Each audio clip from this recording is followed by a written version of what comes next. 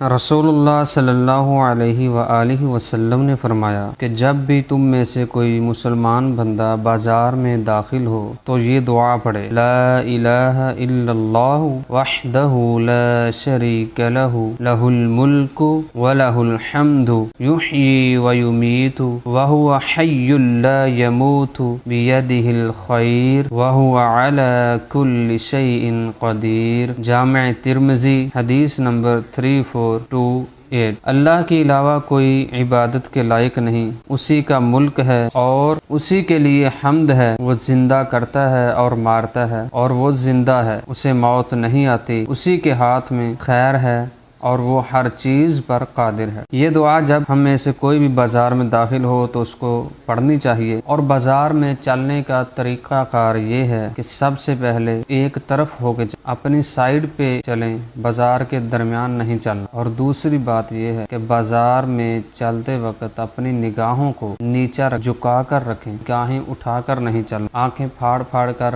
ہر کسی کی طرف نہیں دیکھنا چاہیے۔ یہ طریقہ کار ہونا چاہیے۔